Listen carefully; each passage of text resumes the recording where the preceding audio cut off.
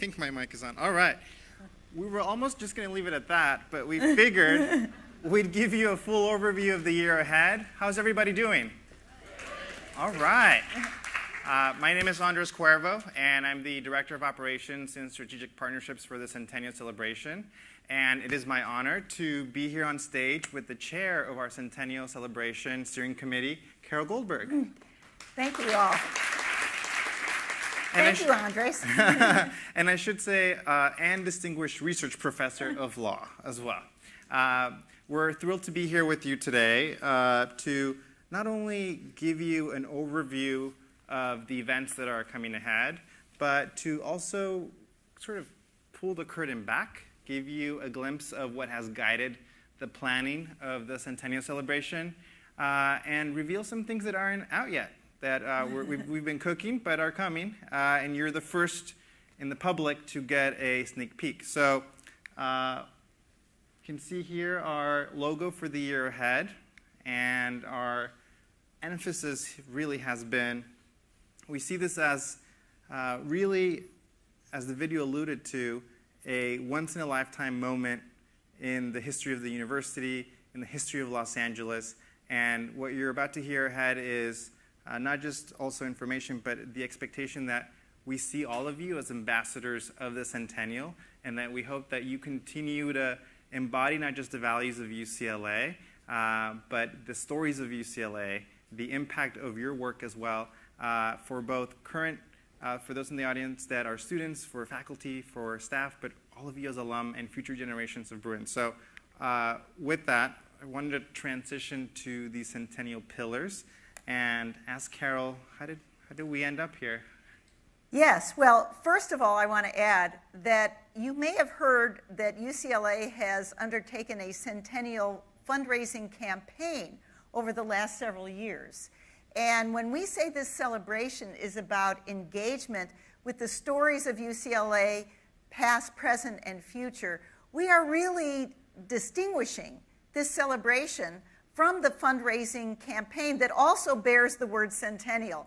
There has been some mixing of those two, but they are definitely distinct.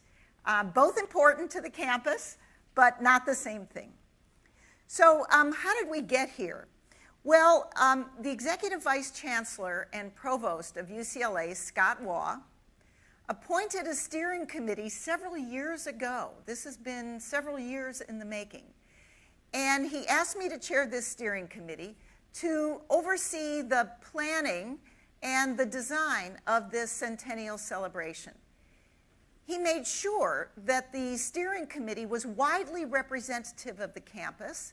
So there was representation from student affairs, from the Alumni Association, from the leadership of the Staff Assembly, from the Faculty and Academic Senate, from the administration and leadership of the campus, deans and vice chancellors represented on this steering committee. And the idea was to ensure that as we went about this planning process, that all of these voices and perspectives on UCLA would be heard. But we didn't just leave it to the steering committee to provide that input. Once we were assembled, we realized that we needed to hear from a lot more of our UCLA family about what they wanted from the Centennial and how they perceived and understood UCLA and what they expected for its future. So we actually undertook a kind of fact-finding mission and interviewed over 80 individuals, students, faculty, staff, alumni, to find out from them what they wanted from this Centennial celebration and what UCLA meant to them. From that experience, and also research we did into Centennial celebrations at other universities and in the private sector, we came up with a distillation of 4 pillars or themes that would animate our story about UCLA. So the first one in this list, and they come in no particular order, is UCLA's coming of age. And this is really a theme that's designed to capture the fact that we are only 100 years old, as a great public research university, as a great global educational institution. We have reached the highest ranks in only 100 years. If you look at the other universities with which we're primarily compared, I suppose the youngest competitor would be our sister campus, UC Berkeley, but it has 50 years on us. Some of the others have centuries upon us. And if you were here earlier to hear from the chancellors, one of the things they pointed out was that some of these great private universities have had hundreds of years to mass and build endowments. So to have achieved what we have in 100 years is really a remarkable accomplishment. And the coming of age also speaks to the youthful vitality that we experience being as young as we are as a great university. So the coming of age is both a reflection of that vitality and a kind of maturity that we have reached at this point and hopefully will propel us into the future. So that's coming of age. A very important pillar that we distilled for the Centennial celebration, something that is so essential to UCLA, is the fact that we seek to provide opportunity for all. And I should say that I was, for 5 years, a vice chancellor for academic personnel for the campus. I was responsible for all of the faculty, nearly 6,000 of them. And one of the things I came to appreciate is that it is a huge asset of UCLA in attracting the best, not just faculty, but students and staff also. That we are an engine of opportunity for so many.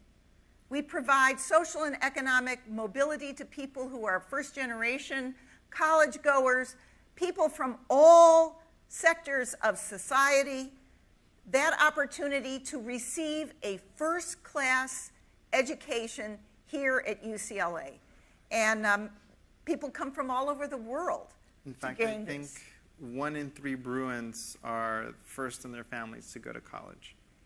And the number of Pell Grant recipients, people who are of lower income and entitled to federal financial support, is higher at UCLA than any other of our comparison great research universities. And that is a point of pride for us as a public institution. So, a third pillar or theme is leading the way. It's designed to reflect the powerful impetus at UCLA to be leaders in the creation and the advancement of knowledge. It reflects the fact that we have, with our youthful vitality, been innovators in developing new treatments in the School of Medicine for diseases, in developing new technologies like, say, nothing special, just the internet, and developing new legal theories that may advance everything from free speech to tribal sovereignty.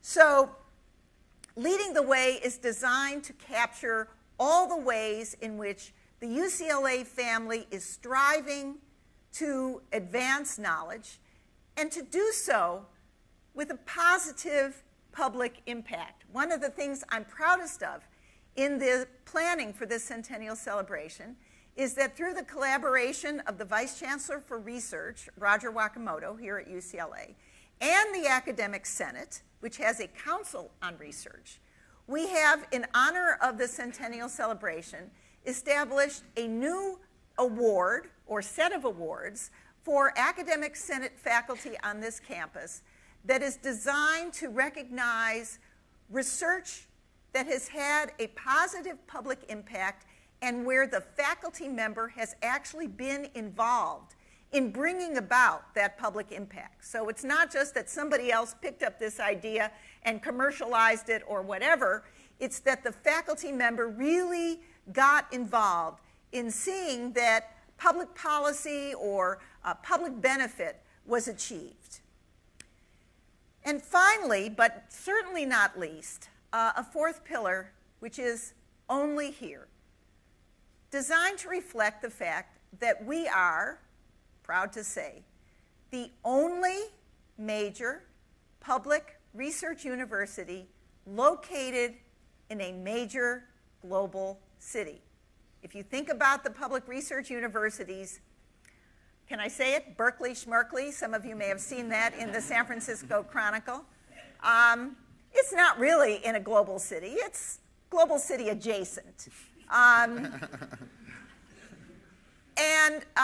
To be in a city like Los Angeles, to be in partnership with the city, to have grown up with the city of Los Angeles, has been both a great benefit to the university, and we hope and would like to think also a benefit to the growth of this wonderful community that we serve. We have many UCLA programs that go way beyond the campus. If you think about the UCLA community schools, one at the Robert F. Kennedy campus, one at Horace Mann School. If you think about Harbor UCLA Hospital in the South Bay, those are just a few examples of the way in which UCLA reaches throughout the city. Of course, we have through the Center for the Art of Performance, the programming that we now do at the Ace Hotel downtown, which I was very privileged to attend recently and enjoyed immensely. And that's just the beginning. I was very interested to hear when Chancellor Block was asked at the Chancellor's panel earlier today, what do you foresee in the next 100 years? And he said, talking about the 6 UCLA campuses spread about the city. 6, he said. Wow. So with these pillars, what comes next? What came next?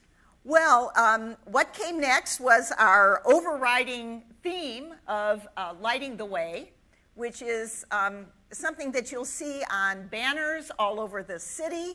And I was particularly delighted today walking about the campus to see all the banners about our students and how they are lighting the way through their organizations, through their academic research, through all sorts of activities that they're engaging in. And we wanted to make sure that we reached out to all of our communities through this launch day, obviously. But this launch day, as you'll see, is just the first step in an entire year of celebration that will take so many forms. We call it the lighting of the first candle to the year. And the projection show that you're going to see tonight is, its namesake is lighting the way as well. But I think we really wanted to go over these pillars because when, as a staff member, and we were thinking of programming the year, these were the values that we've interwoven into all of the programming. And over 50% of it is off campus. I think that, to your point, Carole, I think the goal was so much of it to be not only on campus, but for this to be a celebration that goes beyond campus. I don't think the expectation was that everybody was going to care about the celebration right away. We wanted to make sure that people knew that UCLA is so much more than an education institution. Its accolades in that area are certainly important and impactful, but when you think of all of the alumni and their work and how they're transforming companies and lives, it's fantastic. The research that's transforming lives, the hospitals that are transforming lives, our athletes, it just goes on and on and on and on. And so this is a love letter to not just to UCLA, but to Los Angeles and to all of the communities that we serve. And the values that Carole spoke about are interwoven in our programming in the sense that all of them are free programs. All of the programs are accessible to anybody, and we've tried to tackle as many locations as possible. So with that, let's transition into the marquee events. And this, I thought, was really interesting because while we were looking at celebrations at other campuses, there usually was just one culminating event, and that was it. It was done. So we could have certainly just done today and been done with it, But the marquee events are meant to embody and communicate everything that we've talked about. I think UCLA and its rise to the #1 public university in this past year is something to be celebrated for more than a day. And it takes more than a day, I think. I think the other piece, too, is that I wanted to talk to you about, too, is that in our research of the history of the campus, we were almost not UCLA. We were almost UCP. UCP, can you imagine that? Yes, there was a committee established by the regents to find a location for the UC campus in Southern California when it became clear that the campus that was on Vermont Avenue was not going to be sufficient for the scale and size of the university needed in this part of the state. And so the committee actually received bids from different cities and communities around Southern California. And there was a bid from Pasadena that was 700 acres in close proximity to Caltech. And I know from a historian, John Sandbrook, some of you may remember John, he informed me that that committee was very tempted because that was the largest size bid of property that was available to them. There were several others from around Southern California. The one that came from the Janss family in Westwood initially was only 300 acres. And when the committee looked like it was leaning heavily towards Pasadena, the city leaders in Los Angeles got very concerned because they wanted the university to remain in the city of Los Angeles. It was at the present site of Los Angeles City College on Vermont Avenue. And so a certain amount of lobbying and negotiating was undertaken with the Janss family. And it turned out that the Janss family had been in negotiations to sell off 50 acres on this side of what is now called Sunset Boulevard, then was called Beverly. And they were going to make it part of the Bel Air Country Club golf course. And when the Janss family found out that they might lose the bid for the university campus in Westwood, they were very worried because they thought it was going to be a big attraction for the development of this part of town, which they were right about. And so they canceled the contract to sell the 50 acres for the Bel Air Country Club golf course, added the 50 acres to the 300 they had originally offered, and I guess at 350 acres, still only half of Pasadena, it was a sweet enough deal. And by the way, the acres, in case you were wondering, were not donated to the regents. There were bond issues that took place in Santa Monica and Los Angeles and elsewhere nearby, maybe Beverly Hills. So I think it's Santa Monica, Beverly Hills. Venice was a city back then, the city of Venice. And then the city council of Los Angeles started the first bid. And what's really fascinating to me is that it was a proposition that voters had to come out in overwhelming support, and it was the alumni. It was the students at the time that were at the polls, that were driving the campaign, that were on the radio, advocating to Angelenos to please keep the southern branch of the University of California in Los Angeles. And the president of the student association at the time went on a radio interview saying something along the lines, and I'm paraphrasing, that he hopes that that Angelenos know that this is a small investment, that future generations of school children will benefit tremendously from a branch of the University of California in Los Angeles. And it is such foresight from student leadership at the time, because now looking back 100 years later, he was absolutely right. And we were this close to just to mention some of the other cities, it was Pasadena, it was San Diego, it was Santa Barbara. So this was before there was even a UC San Diego. So the second campus could have almost been UC San Diego as much as it could have been UC Pasadena. And so the reason I'm mentioning this story and this history to all of you is that you know not only the important role that alumni and students have played in the history of UCLA, but in the programming and the marquee events, there's no way that we could have done this just for ourselves or here on campus. There's almost an obligation, right? A duty that Angelinos understand the value and impact and the interwoven relationship between the city and its university. This is the Public University of Los Angeles. And for those of you who are interested in the history of UCLA, on the website for the Centennial Celebration, 100.ucla.edu, there is a very detailed timeline, practically year by year, going through the history of important events at UCLA and formative events. And I urge you to take a look at it. It's got wonderful visuals as well as enlightening text.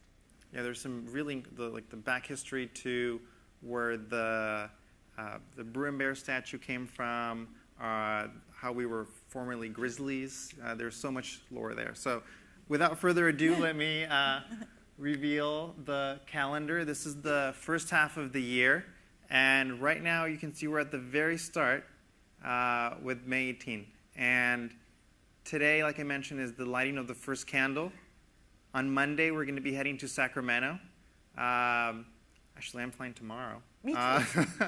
And in Sacramento, this is, if you heard during the Chancellor's panel, a continued effort to make sure that our state government, our legislators, that we're connected to them, that they understand the value of the university, and we're thrilled that we're able to commemorate this important date with 2 recognitions on the floor of the Assembly and Senate. We actually have 2 alums that will be recognizing the university on the floor. And then that evening, we're going to have a reception for the Sacramento Bruin chapter and a continued celebration with all the Bruins up in the Bay Area. So the Chancellor will be present. Our EVC Scott Waugh will be there. We will be there as well. The projection show that you're seeing tonight will be recorded, and we're sharing that with our Sacramento Bruins that evening. And then 48 hours later, we come back down to LA for a community celebration in downtown Los Angeles, specifically at Grant Park.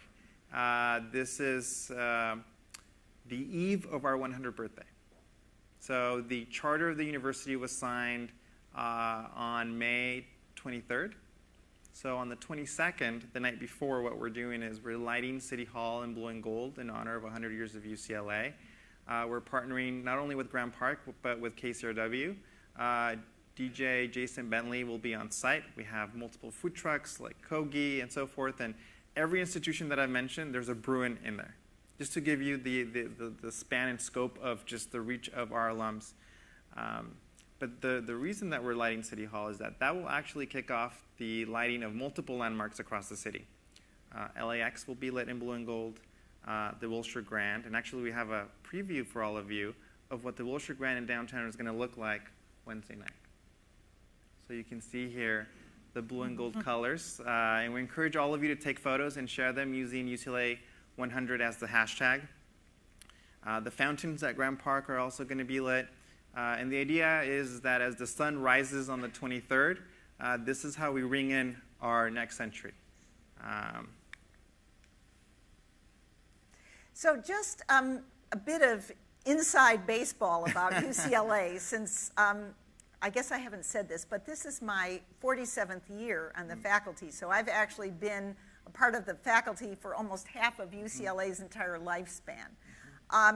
But one of the things that is characteristic of UCLA is that because it's such a large and comprehensive university, it's very decentralized. A lot of the initiative, programming, even priorities are really coming from the deans of the individual schools and the college, not dictated centrally.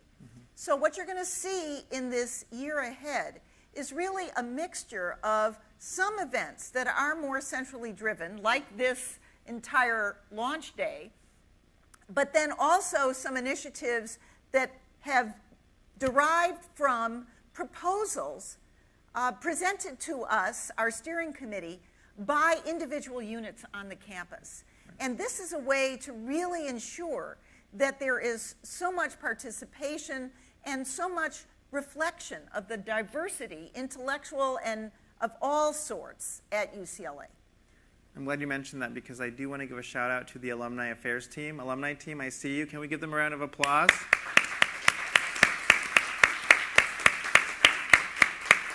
Today is a blockbuster day. The Alumni Day team has led all of the programming that you see here today, but we also have TEDx UCLA happening concurrently, and then the production show is a whole other unit as well. So we're, to Carole's point, it takes a village to really make this happen. And even one thing that I should mention about May 22nd too is that our government relations team, City Council is going to be, at their session that morning, is going to be declaring UCLA Day. And this is forever. So on May 22nd, this is UCLA Day. And it just sort of speaks to, again, to the level of love and commitment for the university, but really how many units on campus it takes to be able to reach and live up to the expectation of the celebration. And even though this is June 2019, the graduations began on Friday. The law school, we have Centennial sashes for all of the graduations, Centennial tassels. And there's 2 Centennial classes, so for all the parents in the room, just so we're absolutely clear, because I get so many questions about this, there's 2 Centennial classes, both 2019 and 2020, and all the merchandising that you're seeing today at the store will be available throughout the whole year. The pins that you received today are commemorative. They won't be reprinted at any other time, so the Royce Hall pins, make sure you keep them. Those will become lore. And actually at the Grand Park celebration, we're doing a version of them with the downtown skyline that you can get for free as well at that event. But the graduations are just another really important moment to commemorate the occasion. Let me ask you, actually, you were present at the law school graduation. Was it centennialized? How did it? It absolutely was. There were so many of the graduates who proudly wore their sashes with the Centennial emblem on them, and the little tassels that have the Centennial pin as part of it. And the dean, who was welcoming the graduates into the ranks of the alumni, said, guess what? On your very first day as alumni, you can attend Alumni Day, and probably the most spectacular Alumni Day there will be in your lifetime. Right. So it was very much infused with the Centennial celebration spirit. And that's the commitment that, to your point, Carole, that we have, that we didn't want this to be a top-down celebration. This is not coming from us saying, every unit, please be a part of the Centennial. We really wanted to provide and empower units with the values that we went over earlier, but all the brand and logo that you're seeing, we've told all units on campus, use it, and we're relying on them to really bring Bruins together, commemorate on the occasion, reflect the occasion. So what you're seeing here is also just the tip of the iceberg to what's going to continue to come throughout the year. So after the graduations, through the next few weeks, we're going to be at LA Pride. We've been at LA Pride. The first time was actually Lambda Alumni Association in 1991. And this time we're bringing multiple units from across campus. This is an open invitation to faculty, alumni, students, everybody really, to be a part of the UCLA contingent. We're going to have one of the first UCLA electric buses as part of the route. There's going to be another commemorative pin as part of that. So really, and we invite all of you to be a part of that as well, either as part of the contingent on the parade or even from the sidelines. But this is just another way that we're embodying opportunity for all and continuing to celebrate all identities as part of our celebration. On August 31st, we're partnering with Levitt Pavilion in MacArthur Park. We're throwing a party. La Sonora Dinamita. How many of you know this band? It's one of, all right. Yes, yes. It is one of the most popular cumbia groups in the world, and this is really an ode to Los Angeles. 50% of Los Angeles is Latinos, and MacArthur Park is one of the lowest income communities in Los Angeles, but also where so many of our students come from. And so we wanted to make sure that the celebration wasn't just in the West Side, that we were going into communities in a way that is genuine and fun and open. And Levitt Pavilion does 100 concerts for free in the summer. So we're really thrilled to be able to partner with them and bring UCLA into the community. We're going to be activating that concert actually with services as well. We have a mobile clinic. We have so many other mobile versions of services that the university provides that we're going to have present. Recruitment as well. So this is just a multidimensional way of interacting with communities beyond a tabling or a booth, right, which is usually the traditional way. So we really wanted to reimagine that. During that time, I don't have a lot of details of it yet because, again, we're giving you a preview, but we're also going to be going abroad. So I can share with you that the chancellor will be hosting receptions abroad, and we're going to be celebrating our alumni networks across the world. And so we'll have more details around that in the next few weeks. We're unrolling it slowly but surely, right? We want to make sure that you can already tell that we're only through halfway of the calendar. It's already a lot, and there's still so much more to come. September 28th, our annual Volunteer Day. It's going to be bigger and better than ever with 100 sites, not only in Los Angeles, but around the globe. And I really, when I say globe, we have alumni everywhere.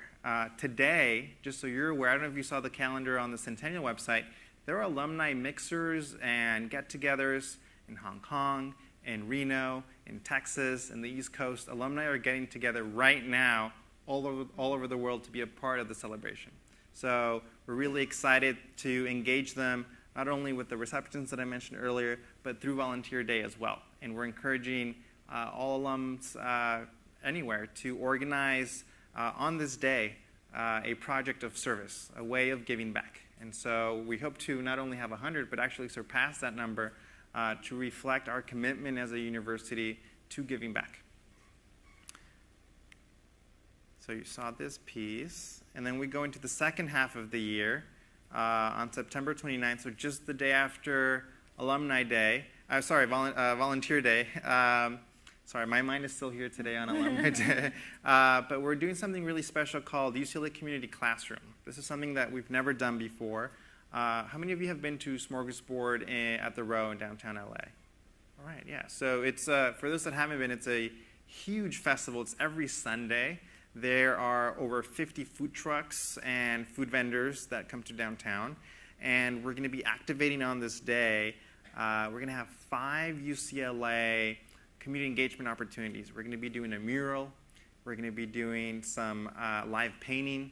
But the thing that excites me the most is that we're bringing UCLA alumni and faculty to come and give live talks to Angelinos as part of this. And the idea is that the expertise of the university across our most pressing issues today, we have faculty at the forefront of all of this. So we want to make sure to impart that knowledge to the community on that day. And then from October 1st to December 3rd, we're partnering with the School of Arts and Architecture on something really special. It's called 10 Questions. This is the Centennial edition. And this is a hybrid it's a class where 100 students are enrolled, but there's 200 seats for the public. And there is no one instructor. There are 4, and it's multidisciplinary. So I can't tell you how radical and forward-looking this is across no university is doing this. This is getting to the only here pillar. Every Tuesday night, you can be a UCLA student again and be a part of these 10 questions. And every week, a new question will be tackled. We're starting on October 1st with what is the university? And the students are taking notes, but the audience, members of the public will also have the ability to ask questions. So every Tuesday through December 3rd, we hope you can join us for that as well. And these classes will be taking place not only on campus, but we're going also off campus for 2 of them. So look forward to that. There's also going to be alumni on those panels, I should mention. So it's not just faculty, it's going to be a mix of that as well. Then we're moving into October 6th. This is probably one of the largest events of the Centennial. We're partnering with Ciclavia on the Heart of LA route. How many of you have been on a Ciclavia route in LA? Oh, nice. Okay, so Not too many. yeah, this is First. This is why I like to actually ask those questions, because sometimes everybody raises their hand, sometimes not. And for those that aren't familiar, Ciclavia is when the streets of LA are closed to cars, and you can just come out and walk or jog and bike. And we're going to be partnering on a 6-mile route that's going to go roughly from MacArthur Park to Boyle Heights and from Chinatown to the Broadway corridor. And I mean, I can tell you about it, but let me just show you. Here's a map from the route in 2016, and just gives you an idea of the expanse of communities that we're going to be reaching. The partnership with Ciclavia is that we're going to be activating the hubs on the route with UCLA services, with UCLA art, with UCLA teachers, with so many opportunities to come to these communities. But also it's an acknowledgement of our first steps. So Carole mentioned the Vermont campus. Before the Vermont campus, where were we, Carole? So we were at the site of what is now the downtown Los Angeles Public Library. Not in the building that's there now, but on that physical site was the original site of the normal school that moved from there to the Vermont site and was later turned into the southern branch of the University of California when the Regents acquired it. So you see, we're kind of history nerds, so now you know way more than anybody.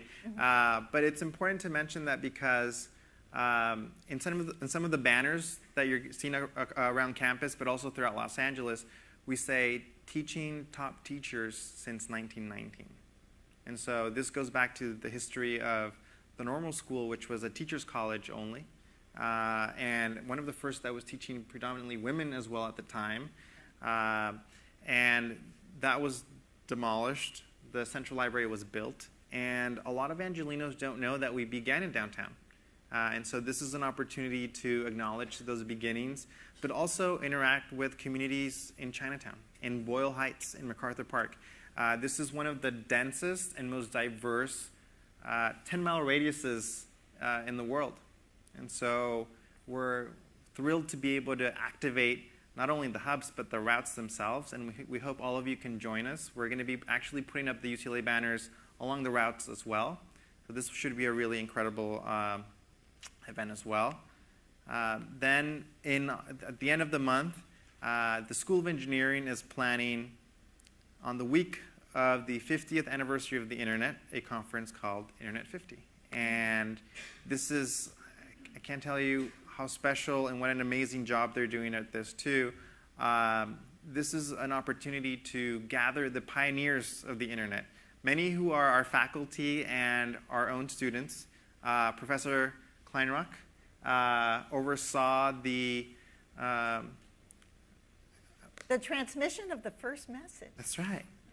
I feel like, how many of you, I stopped because I wanted to ask, how many of you knew that? Okay. It's on one of the banners. But one of his graduate students at the time is Vint Cerf. And for those in tech, Vint Cerf went on to not just be one of the fathers of the Internet, but he's the vice president at Google. And so Vint is going to be at this conference. Kara Swisher is going to be there too. So for all of those of you in tech, this is going to be a really special day at UCLA again as it relates to technology, but it repositions UCLA at the forefront. So when you think of the Internet and the tech world, it shouldn't just be Facebook and Google, it should be UCLA. And I think the law school is going to have a part in this as well, looking at some of the legal implications, which have been very much in the news of late. Yes. And I'll just leave it at that. So we hope you can join us for that as well. November 3rd is Exploring Your Universe. This is one of the largest science festivals in the country. It takes place every year here at UCLA. And this is when we open our observatories, our telescopes. There's live chemistry and physics demonstrations. Our faculty do live talks and lectures to the public. Usually around 6,000 people come to that. So we're really thrilled to be able to partner with the college and with physical sciences to be able to centennialize all of that. And what that means, centennialize is not a real word. I should just mention that. But it's the word that we're using to encourage units to, again, reflect and commemorate on the occasion. And these events are going to be bringing the people, the faculty, the students, the alumni that have shaped those programs and those moments in UCLA history. So we're really excited that we can commemorate that. And faculty like Andrea Getz is going to be present. Professor Getz most recently discovered the black hole in the middle of our galaxy, which helped to prove Einstein's theory, which helped NASA most recently be able to see a black hole, so it's all interconnected. Leading the way. That's right. That's right. And it connected to Einstein, who spoke. One of his first lectures on the theory of relativity happened at Royce Hall. So again, the history of this campus is just so special and reverberates from its early years to today. We're going to be partnering in March, moving into the second half of the year, actually the latter half of the year, I should say, with LA Hacks. And we're not breaking into anything or a computer or anything. This is a student-organized event. It happens every year. It takes place at Poly Pavilion. Over 1,000 students from across the country, from Berkeley, from Stanford, come here to UCLA to code, to build apps, to build websites. And so this is part of the legacy of the Centennial, that we want to build technologies that live beyond this moment, that can serve the public. So we're going to be working with our students, going to be working with the city, so these technologies can serve the public good. And then that brings us into the closing ceremonies. That is a surprise. We have to leave something still as a surprise. So that will be the closing of this year, of this moment. I think something that we can share that's happening between Exploring Your Universe and LA Hacks is that, and this is, we can keep it amongst our UCLA family, but we're going to be announcing it in just a few months. We're going to be in the Rose Parade. And we're really grateful for Westcom. Westcom Credit Union is hosting us on their float. So Westcom is turning 80. We're turning 100. They are partners of not only making today Alumni Day possible, but so many of the other events on campus and Poly Pavilion. So we're really excited to be with them and ring in not only the new year, but our 100 during that time period. And then the Centennial class graduations will continue as well. But there's more. There's more. I don't know if any of you have seen My Cousin Vinny. There's more. There's more. There is so much more. And I think what's been so gratifying to us is to see the outpouring of enthusiasm across the campus and throughout our larger community to develop programming and to participate in all of this. Deans from different schools coming together and thinking, well, what can we do on the occasion of the Centennial that will draw us together in addressing common challenges in our society today, of which there are a few. Yes. I should mention something really important is you're probably wondering, man, this sounds expensive. It isn't, but we're really grateful to University Credit Union. They're the ones that have made all of the activities between the opening and the closing possible. So we're really excited. University Credit Union actually began on campus. It was one of the first credit unions. Yes? The trailer where Ronald Reagan is. Oh, very nice. That's right. And University Credit Union continues to be a great partner. They now serve not only UCLA, but other universities like Pepperdine and LMU. So we're really excited to be able to continue to celebrate this shared history.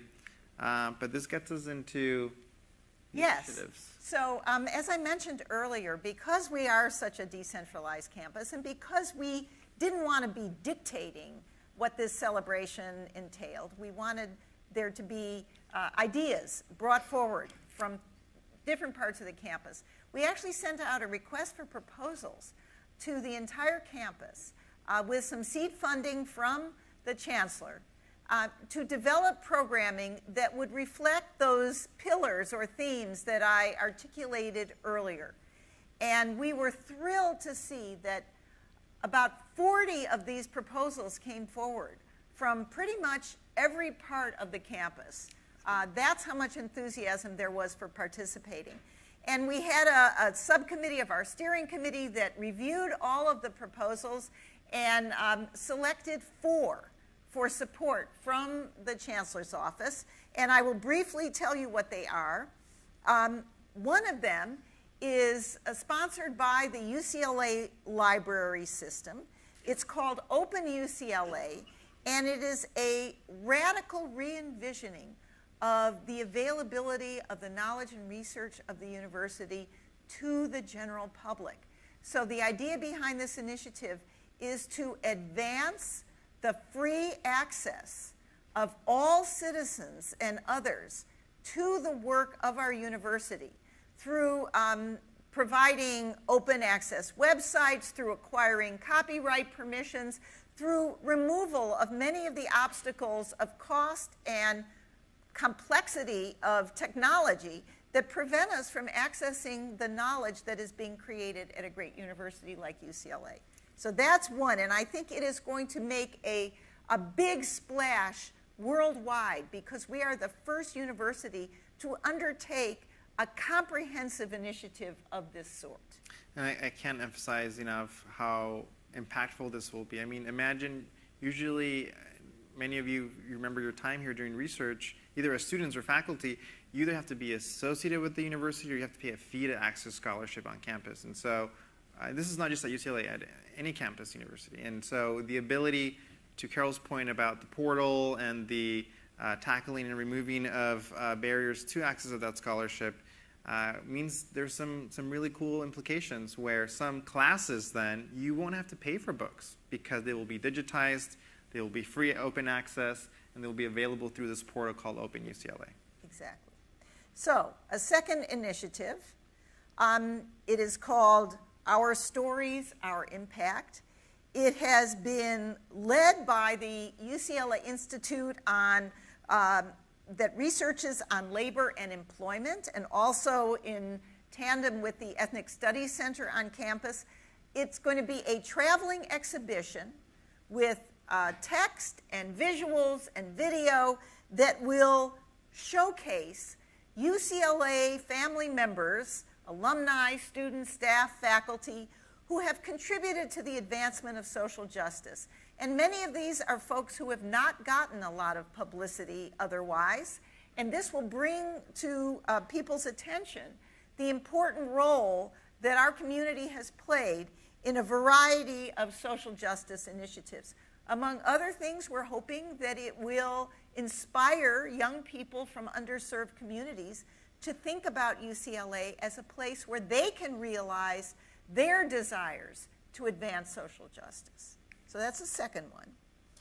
A third is called UCLA Collects, 100 Years of Sharing Knowledge, and it's an opportunity to gather together many of the outstanding and many of the little known, little publicized, amazing collections that have been brought together by faculty, but also staff and students on this campus. It's led by the Fowler Museum of Cultural History on this campus, and it will showcase everything from our meteorites, which some of you have been able to see today over in the geology building.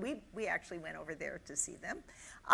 But also things that students may have wanted to collect. For example, remarkable collections of comic books or other kinds of objects or artistic productions that have been brought together at UCLA. It will also be an opportunity to reflect critically on collecting. My own work is in the field of Native American law. I've been the repatriation officer for the UCLA campus that's been concerned with returning ancestors and cultural items to indigenous groups. That's the kind of thing that needs to be discussed in connection with collecting, as well as the celebration of what we've been able to bring together.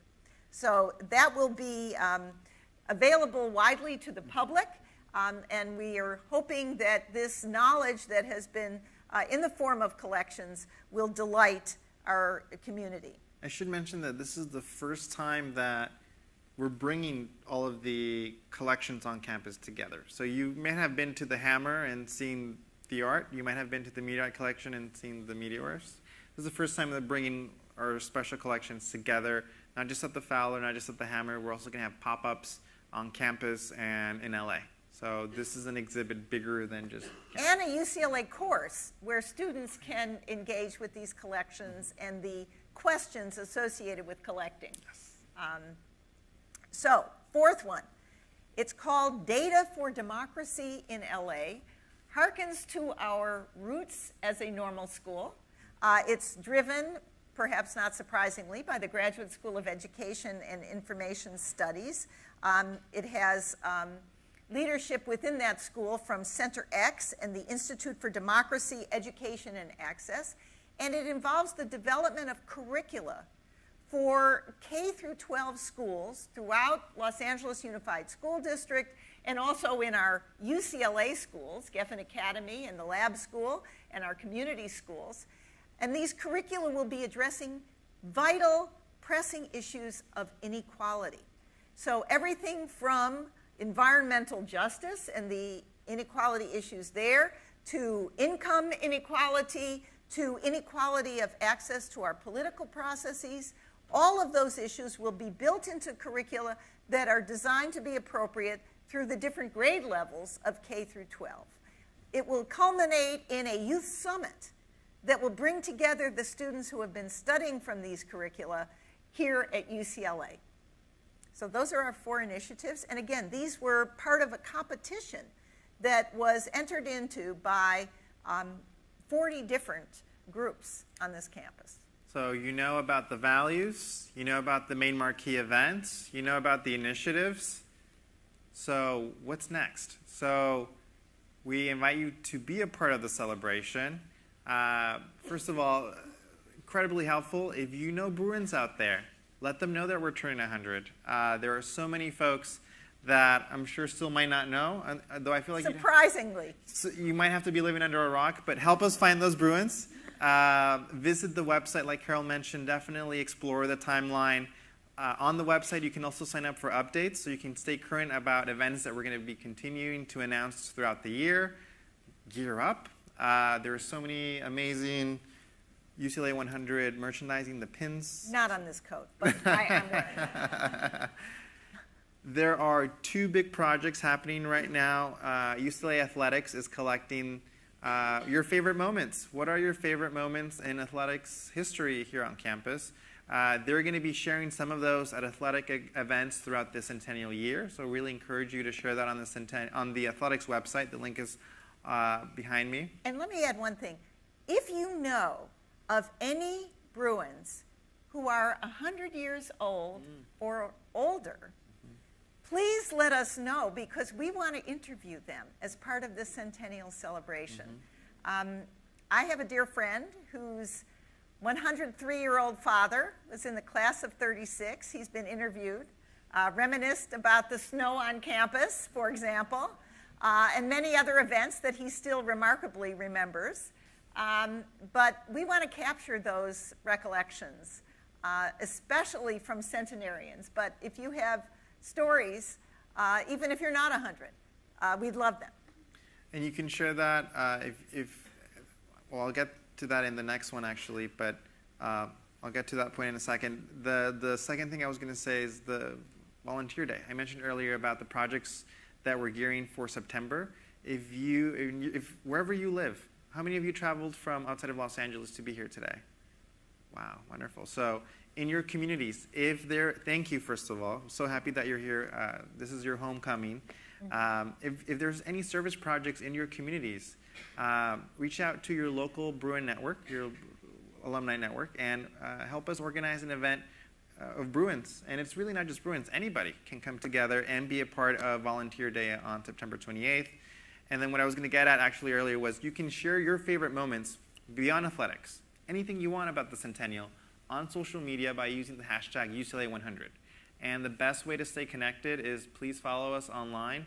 You can follow UCLA and UCLA Alumni on Snapchat, on Twitter, on Facebook, or you can also write to us, whichever way is, we're open to anything. But these are 3 ways that we really wanted to make sure to share with all of you. And I know we've run a little bit over, so we want to make sure that you get to the projection show. It starts at 9 o'clock, but we're encouraging folks to get there right at 8 o'clock. There's a few thousand people here today, so we want to make sure you grab a good spot. And wanted to leave you with a teaser. But before doing so, do we have time for maybe 1 question? Yes? Maybe 2 questions? Maybe not? Okay, maybe 1 question. Any questions from the audience before we move into this teaser? All right. Oh. We've been pretty comprehensive, I think. They're like, we know. Sure. I know a young lady who's starting in the fall. This is why I asked this question. Are they going to be part of the celebration as well? You know, the new class of Bruins, you are the class to enter the Centennial year. Is there going to be activities along with orienting them to that? Because she is the daughter of someone I went to college with here. So it's kind of special that she's coming this year. The short answer is yes. The longer answer is True Bruin Welcome, a 7-day set of programming that happened in September to welcome our new Bruins, will all be Centennialized. And we can't wait to share with you all of the programming for that. That will be announced this summer. Yes. And I have a grandchild. They better do it. All right, so with that, thank you, everybody. All of these details are on the website as well, and we hope you stay connected throughout the year. And here's a teaser. So we'll leave you with this teaser, and we'll see you.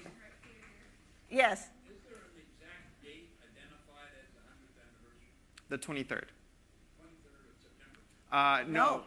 This month. This coming Thursday is when the charter of UCLA was signed. That's our official 100. And can I meet with you before you leave? Sure. We'll be right here. All right.